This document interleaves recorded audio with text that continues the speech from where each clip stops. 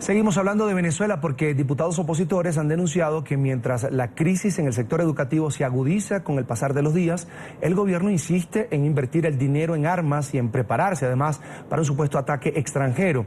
Esta semana, reportes indicaron que durante el periodo escolar que finalizó en julio, hace poco, hubo una alta deserción escolar, además del incremento de desmayos en las aulas de clase debido a la imposibilidad de los alumnos de acceder a una alimentación adecuada, balanceada. La oposición dice que con menos del 2% del presupuesto nacional se podría proveer de alimentos a las instituciones educativas de todo el país.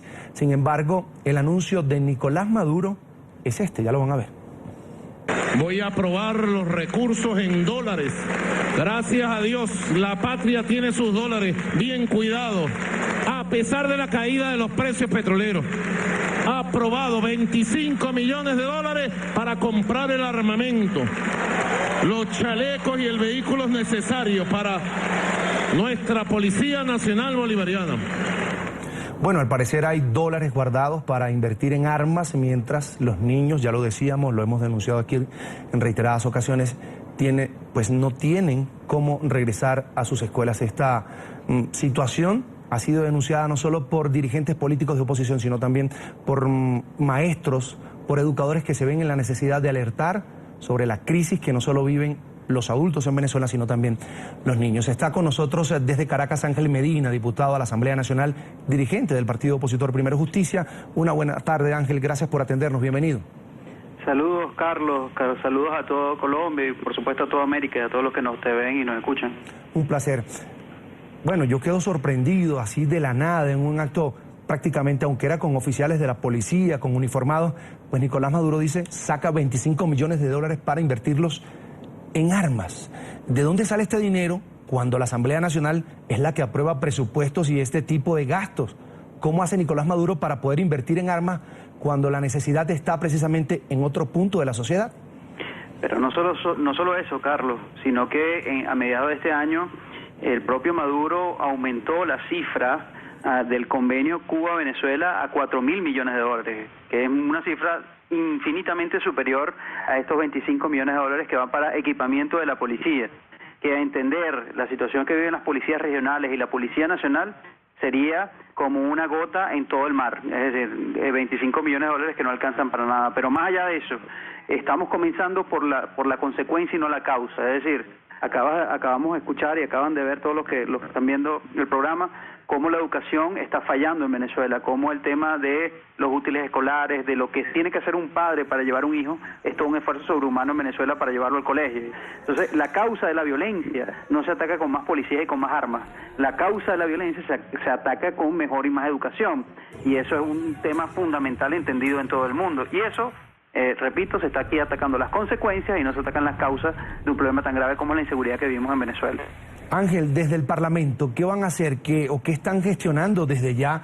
Porque este campanazo de los padres de familia, de las madres de familia que a veces son solas, madres solteras, están pues padeciendo lo que tú dices, una crisis que no solo es de alimentos, de escasez de medicina, sino que ahora es por el costo de los útiles escolares y de uniformes. ¿Qué están proponiendo, qué están gestionando ustedes desde el Parlamento para garantizar que los niños venezolanos, sobre todo los que acuden a escuelas públicas, que son los de más escasos recursos, puedan tener su educación garantizada? Mira, dos cosas, en dos vías.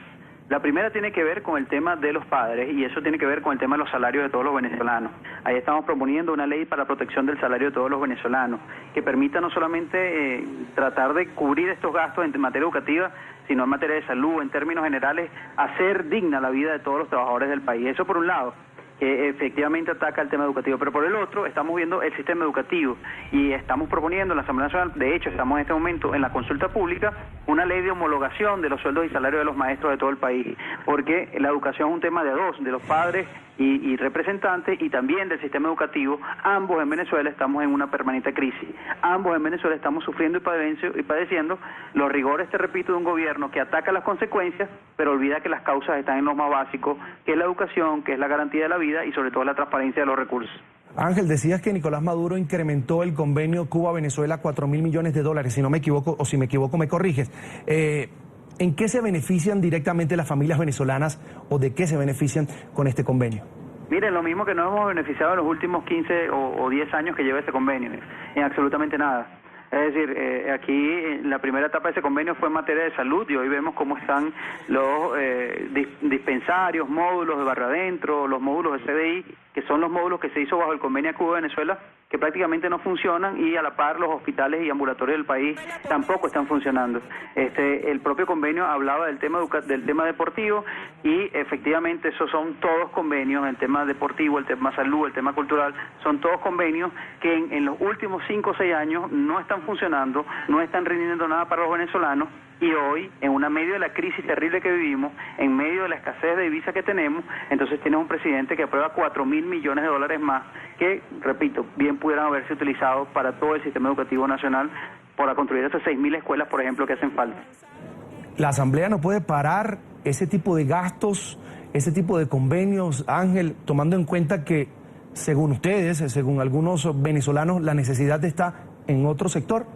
Mira, no solamente que la puede parar, sino que le hemos alertado a todo el mundo que hay una serie de convenios que no son constitucionales porque no han pasado por la aprobación de la Asamblea Nacional. Ellos se escudan, por ejemplo, en haber aprobado un convenio macro con Cuba, un acuerdo macro con China, un acuerdo macro con Rusia, y se escudan en que como hay un acuerdo macro, ellos van a unos acuerdos complementarios que nadie conoce, para empezar, que nadie tiene a ciencia cierta cuál es la contabilidad ni qué se ha utilizado esos recursos, y que mucho menos la Asamblea conoce a detalle de qué se tratan, cuántos son y cuánto cuesta la nación, sobre todo en materia de la deuda que estamos adquiriendo y de los pocos beneficios que estamos viendo en la práctica, en la vida real.